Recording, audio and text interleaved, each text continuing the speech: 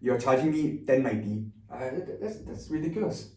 Like for this Guys, small, this is coming from a guy who's willingly paying $20, $25 for a cocktail. And multiples. Did you get into culinary? I wouldn't lie and say no. I probably pressed the grab.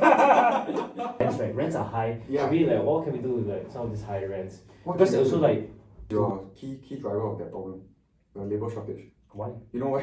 Why? Every time go out if you eat, right, some waiter gets scolded one. At least one day people enjoy a good meal. That's end of the day, that's the North Star, right? And That's I think true. let's try to support the local F&Bs Wow, for the North North Star. Yeah. I just done it today. But your status change every other My week. God, oh my goodness. I'm a lover boy. That's the problem. I'm not sure. Do you think cost of living could be one of the reasons why marriages are delayed? Same concept, match fixing, but maybe for work. Let's say someone asks you. That's a good question. Someone asks you, say, hey, I know you're the PM for this. I want this deal more, throw it under the bus. What would you do? Hi everyone, welcome to BurgBoys episode 2. I'm Max. I'm Terence. And this is your weekly dive into the most interesting news with our reactions and takes on what's happening. Yeah, so Max, I have a couple of articles for you to react to today, right? So, interesting discussions. Okay. So, very first one, I think this is something that's close to you as well. Mm-hmm. So I'm sure you've seen this in the news, right? Mm-hmm. The F&B sector has been quite hard hit. Correct. Right? Yes. Some of the reasons cited high rents, High a rents, lot of Singaporeans now border open after COVID, going overseas. Yeah. And some of the very big chains are also closing down, very famous ones like Privé. Yeah. Right. So last year they said that it was also a record year of closing. Privé is the one outside Wheelock Plaza, right? Correct. Correct. So I just wanted to maybe get some of your initial thoughts, why do you think the sectors are going through why F&B going through this cycle? Yeah. I honestly think, right, I think one of the biggest drivers, right, is that this rising costing, right? Because I think nowadays, right, if you tell me I go Toast Box, right, I love Toast Box. Okay, if I go Toast Box, I want to buy one tau sa pao. You're charging me 10.90. That's ridiculous. Like for this small, this is coming from a guy who's willingly paying $20, $25 for a cocktail. And multiples, might I say. Okay, you know how it works, lah. You know how it works. No, we are both very familiar with how that cycle works. But I also feel like the cocktail was good because of the ambience. Yeah. So if the tau sa piao is in the nice ambience, then you're paying $25. If the bar that we went to, they gave us $20 cocktail, okay, which I will not name. If they gave us tau sa pao, right, they charge me $10. I'll eat it, man. I'll buy 2 also. For me, I prioritize the vibe a bit more.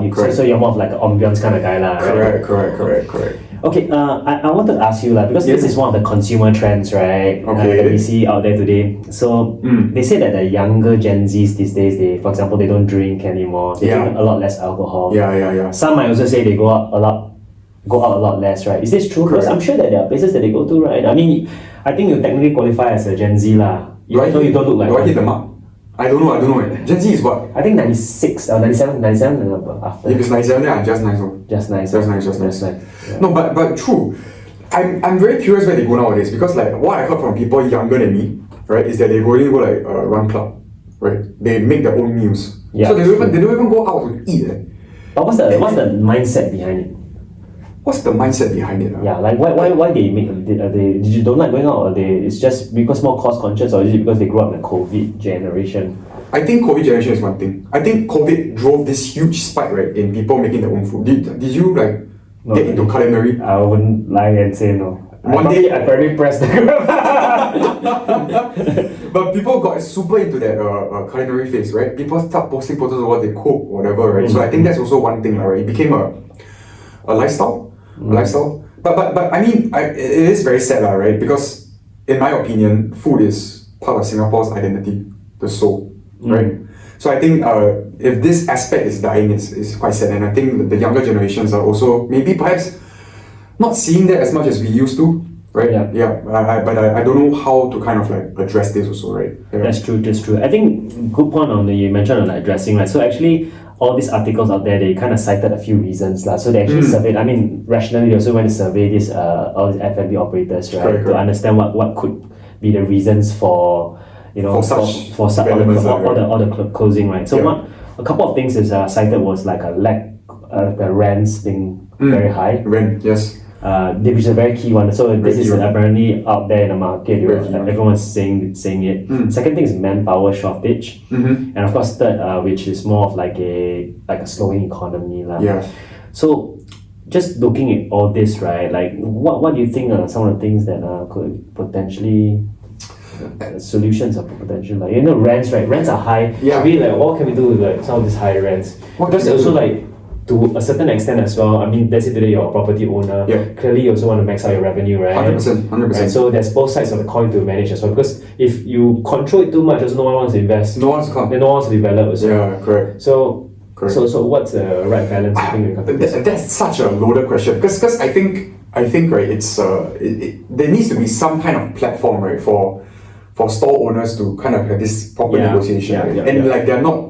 I mean, I'm no landlord myself. I'm no store owner myself, but they need to have some kind of platform so that they don't get strong armed into like agreeing to some ridiculous rents. I used to go to this restaurant called Naughty Chef. Double. Their rent doubled. Who do you go with? My good friend. Oh, Guy.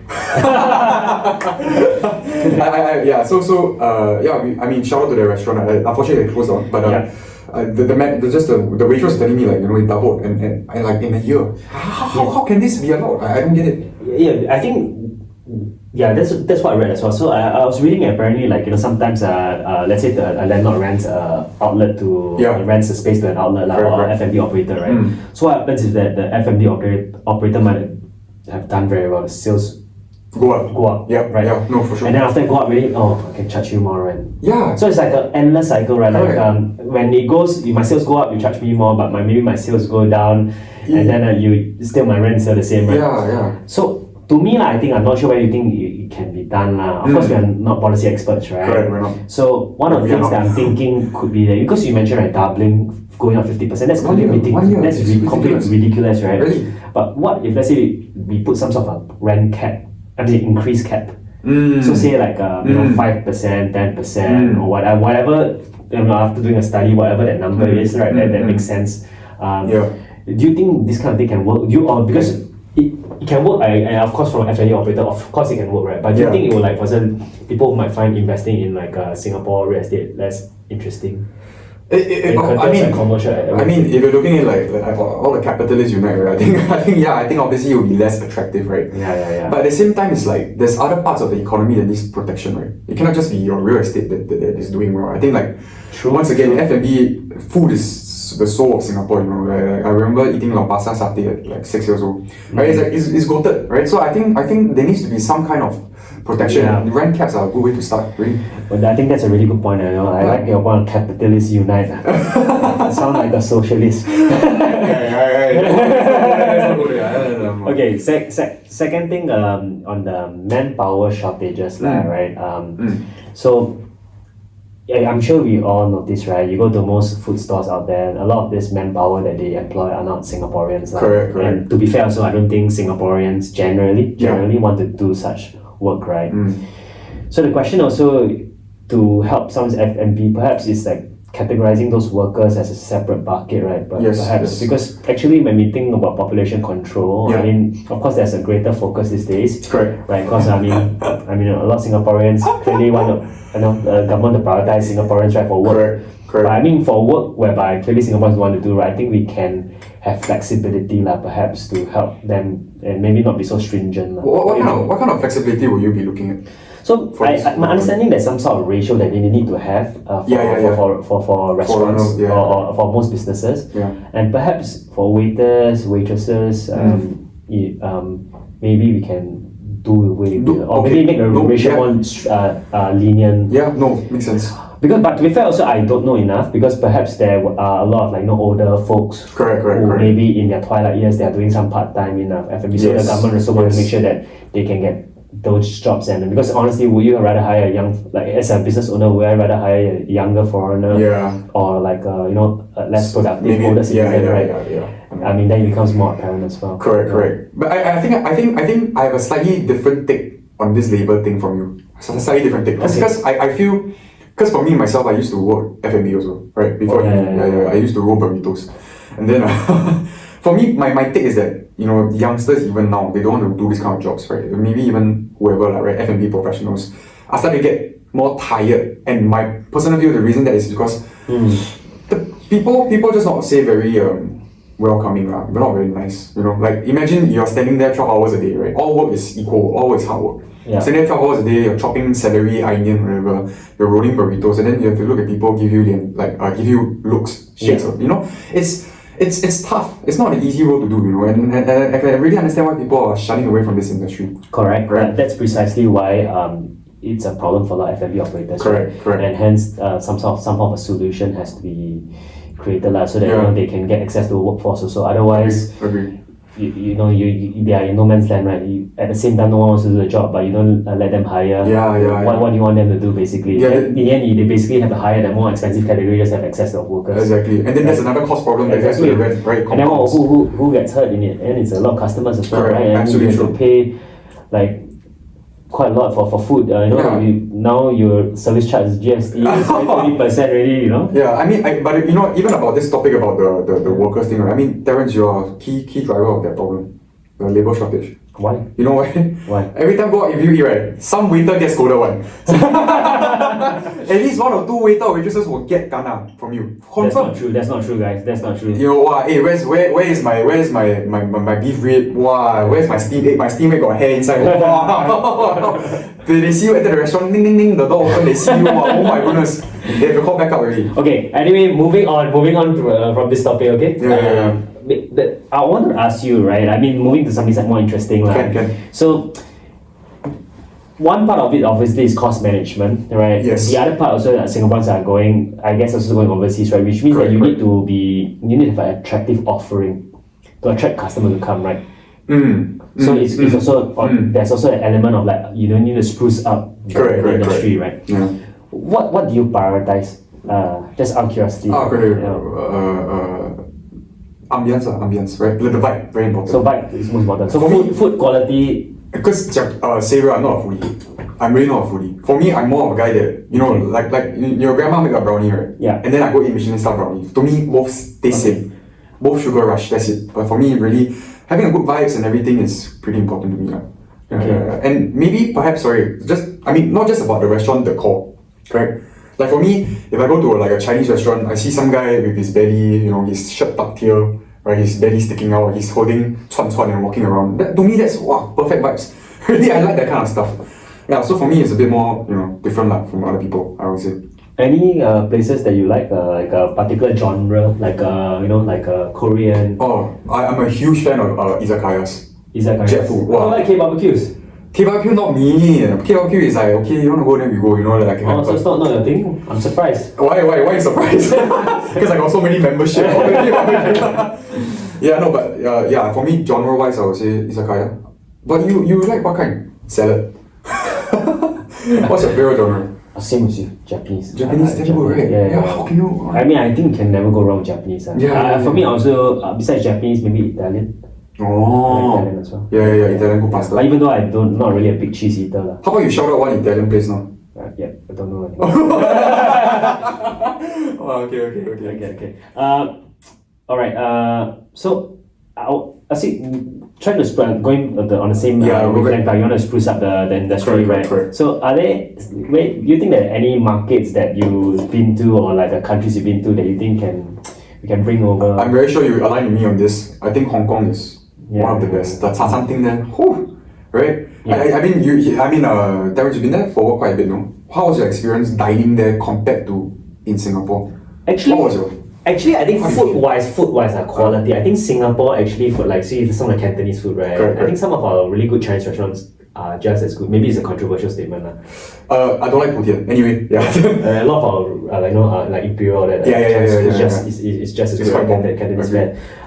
But I think their cocktail scene is probably better. Okay. Like the drinks wise. I mean, we went. Yeah. I'm sure you go there and I go there eat. Hong Kong business trip. I'm sure you've been on a number of cocktail bars as well. I only go hotel, client side, and go home. That's it. Yeah, the offering is usually quite not bad. Yeah, compared to Singapore. I mean, sometimes for me, I find I've been to a couple of cocktail bars, right? Maybe their special menu sometimes is hit and miss. Correct. But I tend to enjoy those I've been to in Hong Kong. Correct. But I find it very unique, tastes good. So maybe it's more aligned to my palate, I'm not. Yeah, fair. Maybe for our friends, what's one bar you know in Singapore you think not bad? What's one bar that I think is not bad? You will go again and again. You will repeat So customer. okay, last time I used to go. Last time I used to go Origin Bar quite a bit. Oh. Yeah, but I Origin Bar. recently I think there's a menu change also. Oh, So I okay. haven't been back as much. I used to really like that. Fair. I mean, Yeah. Okay, so any last thoughts on this industry, right? You think Yeah. any other solutions or whatever? Yeah. I think we covered the fact that one of the key drivers is rent, and we're all aligned that they need some protection for the store owners, right? And Yeah. I think also in terms of workforce supply, it's a tough industry, right? Yeah, so I think really, but I certainly hope that this doesn't mean that aspiring F&B owners don't do it, Yeah. right? Yeah. Like this scene still needs to go on. I really think it's so important. And honestly, if it's perhaps maybe in my view, if it's a foreigner-driven kind of industry moving forward, the dynamics are changing a bit. I won't complain because I think end of the day people enjoy a good meal. That's end of the day, that's the North Star, right? And That's I think true. let's try to support the local F&Bs. Wow, whatever. North Star. Yeah. I just done it today. Yeah. What do you Actually, I agree with you. Yeah. But actually, I have while you're talking, I suddenly had a question for you. What? Do you ever see yourself as a F&B operator? Would you want to operate your own F&B? Cannot. You know why? Because I'll eat all the food myself.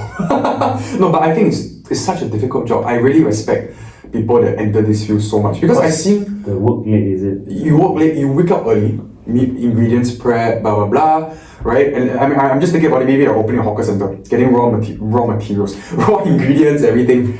Yeah, I think that's such a difficult role to do, and 6 days a week, right? That's true. We 5 days a week we're complaining. I think it's very tough also. I would think Right. it's also very tough. Exactly. Actually, I have a friend who's a chef, so you basically work hours that are, it's like the reverse, right? Yeah. You work when people are resting, so Correct. it's like all your social life have to basically revolve around this. your work basically. Yeah, correct. Okay, so Yep. I think if that's it, then maybe let's move on to the next Sure, next sounds topic. good. Yeah. So next topic, I'm not sure. I think it's probably something that's quite far away from you, Far. because I think that's not your mental mind state right now. I don't know where all these assumptions are coming from. Okay, I don't know where all these assumptions, don't know from which part of Terrence's brain generate one, but okay, continue. Well, we all know. So there's an article recently that says that fewer couples are tying the knot in 2024. So almost 10% drop from 2022. So what do you think about this? Wait, sorry, I just want to clarify. This couples tying up means they're still together, but they don't want to get married. Or is it basically like- the number of marriages drop down. number of marriages. Yeah. Okay, in that case, right? In that case, I won't be surprised. Do you know why? Why? Not because I'm single, but not because I'm still single, but more of the fact But your that status change every other my week. God, oh my goodness, I'm a lover boy. Huh? That's the problem. That's the problem. Yeah. But okay, but I generally do think that I'm not surprised. Okay, and let me state a few reasons why. I think number one, right, and maybe it's because of the line of work we're in, right? It's like long hours, lah. Right? Yeah. I think because of that, where will you get the excess energy to go and find someone? Right? Is Go that and meet true? someone. So why are you doing this Saturday? So you chose this topic. to attack me, No, lah. I'm just trying to validate what you say, right? You But say I that cannot. you don't have time to be your sample involved. size now one How is that fair? Huh? Yeah, that's okay. Fine. Okay, number one, right? Okay. You're so tired. You got time to go on, man. Correct. Yeah, so really pressure at work, lah. Pressure at For you, work, yeah. pressure at work, your mind is always on other stuff, right? I think that's number one. Number two, right? The natural avenues, I mean really natural avenues to meet people go down. Like, to be honest, I'm not surprised, right? Because a good proportion of my friends that are together now, I'm not saying getting married, they're all met at like dating app, bar, whatever, right? Like, I think maybe some people may be more purists in that sense. They want to meet people organically. They don't have that kind of avenue also. But So say, that's let's how I say see you it. are seeing someone now. Correct. Say you're seeing someone now, right? Yeah. And we're seeing a few years already, Yeah. right? Do you think I'm not sure. Do you think like cost of living could be one of the reasons why marriages are delayed? Because I'm sure there are people who are together, like you say, right? Correct. By now tying a lot. Yeah. Do you think that as like people are like I want to be more financially secure? Maybe let's do it later, because house expensive, renovation expensive, wedding ceremony is expensive. Yeah. I think that's a great point because I mean, to be fair, right, I think you're saying another side of the same coin, right? In the sense where like is cost pressure a problem? And I'll say 100% yes. 100% yes. I think being financially stable is something most Singaporeans think that's about. true. Correct. Yeah. Right. And I think for them, if together, right, they get more stability, or at least one person is stable first, that gives them the confidence to at least go and pursue further. That's true. That's what I feel, right? That's true. And okay, maybe this is a personal question. I can choose to answer, can choose not to answer, right? I choose not to answer. Okay. What's the question? Okay, so you know, like when you're younger, you always have a different perception, right? Then when you hit a certain age, then you realize you kind of like change your mind on certain things. So when let's say you're in your early 20s, right?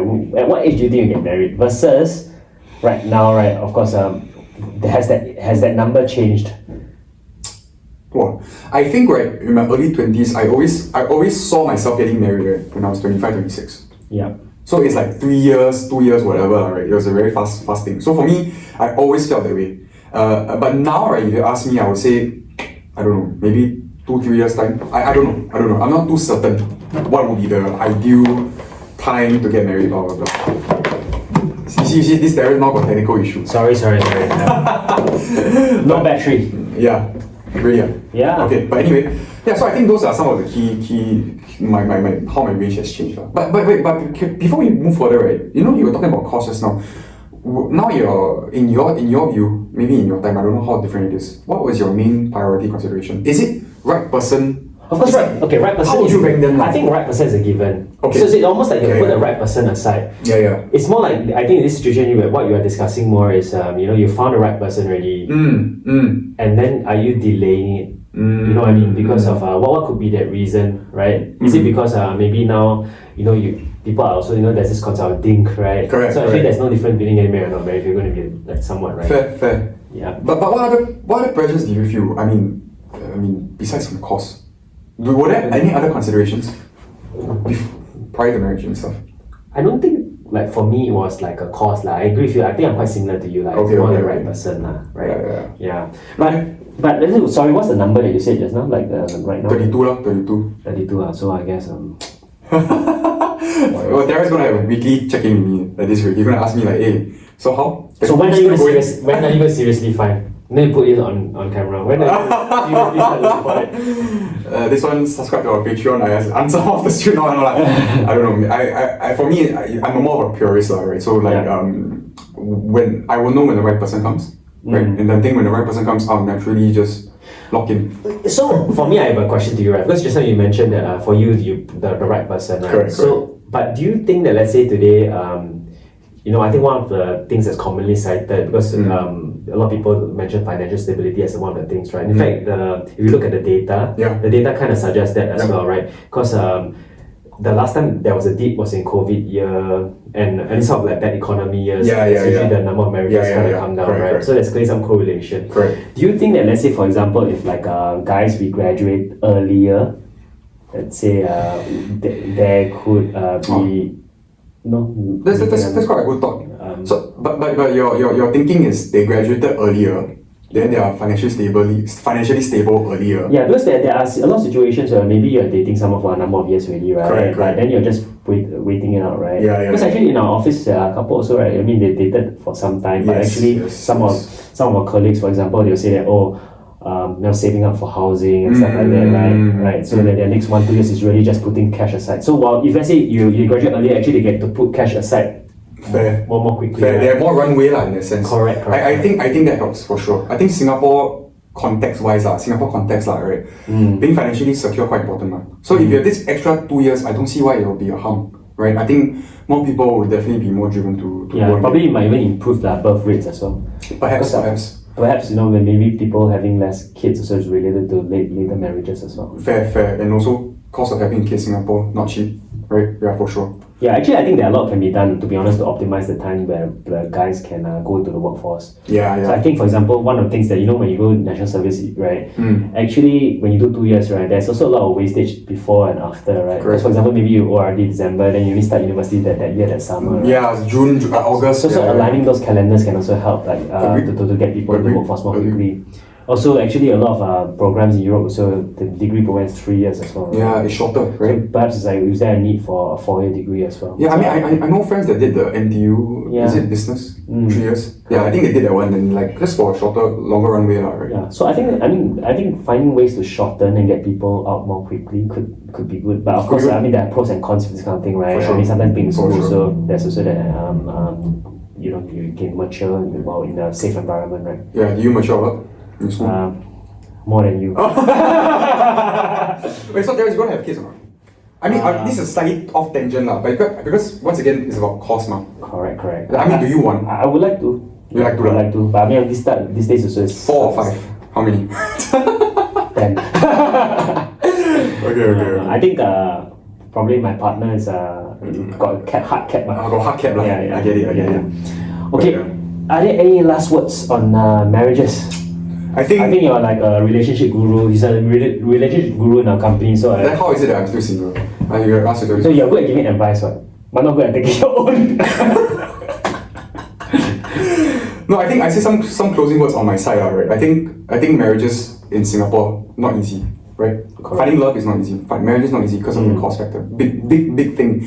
We all agree on is a key driver for this, right? But I also think it's a very worthwhile endeavor. Yeah. Right. I don't need to sound cliche, but I think finding a life partner to go through life and the hardship with you and the good times, what can be that, right? But I think also there's another point here lah. Yeah. You shouldn't look at these statistics and feel bad that also. Correct. Because I think that, like you mentioned, right? I think you mentioned that you're purist, but I think fundamentally you also believe that you don't rush into things. Don't rush, never ever. Right. If it comes later, it comes later. Correct. Because nothing worse than you go through all this and then you end up with ugly. What's wrong? ugly divorce. Okay.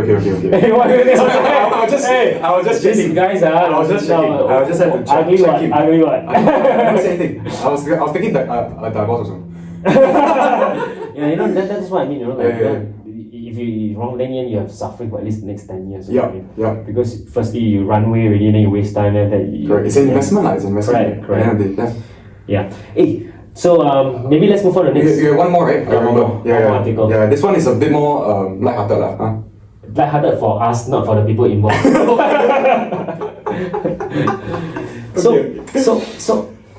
Yeah.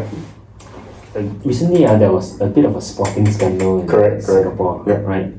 So I read this article. 9 individuals, 9 people are basically arrested by CPIB for match fixing in this league called K-Star National Basketball League Division 1. So it's like a semi-pro basketball league. So they are not even professionals, And then they can get paid for match fixing. People want to watch. I mean, sorry. I mean, I watch my friends play basketball, so I know. But people will match fix this kind of. Yeah, that's why. So I'm very surprised. Yeah. So that means that there's gambling operators, online gambling operators that actually take bets on this. Yeah, correct. So my question is this: Terrence used to be a Division 1 all-star football player, correct? That's a complete lie. Yeah. But if someone asks you to match fix soccer, you will do it, right? Because I know, right, you are passionate about it. Because I mean, you really like soccer, right? Your friends, your kaki, all soccer also. But maybe it could be that I keep trying to score goals. They realize, the match fixing tell me, don't score a goal. No, they realize, I'm not scoring anyway. They realize actually no need to pay this guy to don't score. He naturally don't score. Okay, to be fair as well, right? Yeah. I think similar. That's why I think some of these basketballers, they got into it, got into trouble because some of them were quite young. Correct. Some are 19 years old only. So I can imagine, right, to be honest, if you think, right, you let's say army days 1920, you earn your NS allowance. $500. And then they say, hey, I give you $5,000 to throw this match. Or maybe like just make a few bad shots, Because these days you can place bets on players also, right? Correct. Like let's say, I'm thinking the NBA version, right? Yeah. Under, over on rebounds, under, over on things. Correct. So I think if I was in that spot like a 19-year-old kid, I'll probably do it, sir. I think everyone has a number. I think very tempting. Very tempting. Yeah. But I think everyone, I mean, at that stage in life, got a number, right? Yeah, but you see, it's precisely that. That's why I guess some of the leagues, that's why cannot grow. The moment people do one of this, right? I think the reputation of the league is gone already. Correct, and I tell you, my threshold not high. Back then, I remember the last podcast I said in my university, my bank account 0, then negative. You dangle $100, I also missed the shot. That one no problem. But I don't think they need to pay $100 to hit the shot. They need to pay you money to hit the shot. Yeah, they say please go and practice. They give me money to go and practice. Yeah. So basically, is you think that you if let's say the money is in front of you, you'll be highly tempted lah. Correct. Yeah. But you agree with my thoughts, I like in the sense that 100% everyone agree got some kind of number lah. No, I 100% agree. I think it's Yeah. one of those things that it's very difficult to, especially when you're not making much money. Correct. Right. I mean, basically, if what you're making is more than what you get paid, those allowances, right? It's definitely tempting. It's tempting. Right. On that topic, right? So let's say, same concept, match fixing, but maybe for work. Let's say someone asks you. That's a good question. Someone asks you, say, hey, I know you're the PM for this. I want this deal more. Throw it under the bus. Would you do it? So I think there is a slight difference here. Okay. Context, right? Okay. So for this one, right, they are semi-pro players, right? Correct. So this is an endeavor that's not going to make. This is not their career for sure. They cannot make a career out of it. Yep. So when they get money for it, right? Yeah. It's sort of like the most that they're going to earn. Yeah. Right. It's a lot more than the allowance that they get, right? Fair. But in our situation, right, they give us one check, right? But then if it gets out, your reputation suffers. Then you almost overnight you never work in this industry again. 100%. In fact, not work, you'll probably never even get a corporate career again. Correct. It's Right. a stain, lah. It's a stain. It's a stain. It's for sure it's a stain because it's some sort of a breach of trust. So I think I wouldn't do it lah. Okay, but what if it was life changing? Your daughter's daughter, your son's son, grandson. Like Wolf of Wall Street, that kind, is it? That kind. You know, he say I day one trade for this guy. He can bring $5 million. Serious? Ah? Yeah, I see someone offering $5 million, so you do it. I'm thinking about it. No, thinking about it. Maybe this one for another podcast. See, none of us want to incriminate ourselves. The camera. Wow, hey, shit. What should we say? Yeah, what should we say? Wow, Now it's skirting around the topic. Yeah, but I get so to conclude, it's very tempting. It's tempting. Super It's tempting. Right. If you're not tempted, you're not human. Yeah, the higher the number, the more temptation there is. Correct. Yeah. Yeah. So maybe let's wrap us on this match fixing thing, right? Sure. I think. Let's close. So if there's match fixing, really, my understanding is probably you're unlikely to want to watch a league, really, right? Because actually a lot of sports is the unknowns, right? Correct. Once that I guess there's a reputation for like a lot of match fixing scandals, I guess the viewership will come down. I agree. And I think like sports also, basketball, whatever, is like people want to watch for the thrill of the competition. Yeah. So any kind of foul play here will damage his reputation, generally, for sure. Yeah. Okay, again, that's it lah. That's our views on match fixing lah. It's a very tempting endeavor. Don't say already. Okay. Okay, I think let's wrap it up. Yeah. So I think that's all for today. Thanks for tuning in once again and catch us next week. Right? We'll see you soon. Bye bye. Take care.